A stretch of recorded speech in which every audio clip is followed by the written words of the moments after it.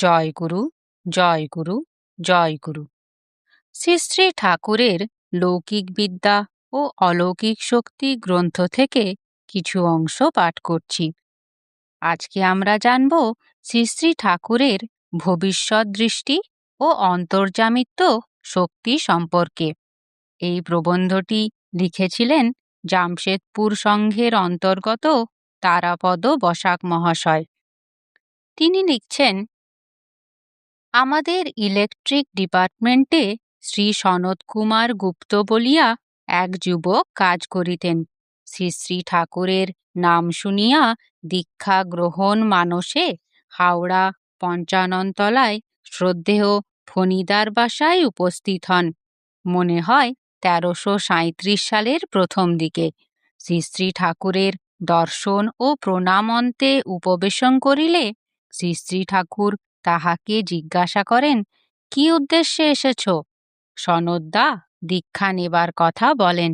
শ্রী শ্রী ঠাকুর তাহার দিকে দৃষ্টি করিয়া বলেন, বাবা, তোমাকে তো আমি দীক্ষা দিতে পারবো না, কারণ তুমি আমার নও।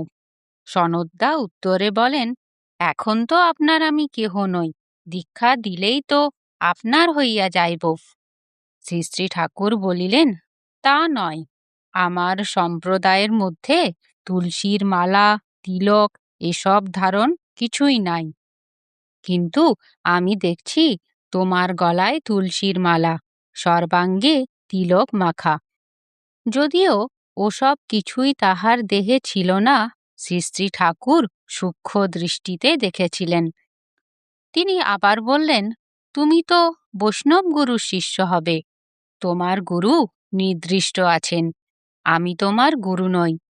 তোমার সম্বন্ধে 2-3টা ভবিষ্যৎবাণী শোনাইতেছি, মনে রেখো।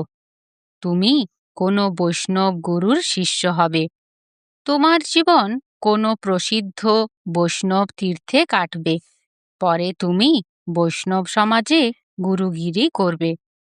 শ্রী শ্রী ঠাকুরের ওখান থেকে ফিরে আসার কিছুদিন পর নবদ্বীপের ভক্তপ্রবর শ্রী শ্রী রামদাস বাবাজির নিকট দীক্ষা গ্রহণ করেন ও বৈষ্ণব রীতিনীতি অনুযায়ী সাধন ভজন করিতে থাকেন। 4-5 বৎসর পর চাকরি বাকরি ছাড়িয়া দিয়া শ্রীধাম বৃন্দাবনবাসী হন। এর 13-14 বৎসর পর ওইখানে তিনি গুরুগিরি আরম্ভ করেন। বর্তমানে তাহার নাম সনত গোসাই, খুব ভালো কীর্তনিয়া বলিয়া পরিচিত। শ্রী শ্রী ঠাকুরের সূক্ষ্মদৃষ্টি যে কত প্রবল ছিল, এই একটি ঘটনা তার সাক্ষাৎ প্রমাণ। জয় গুরু।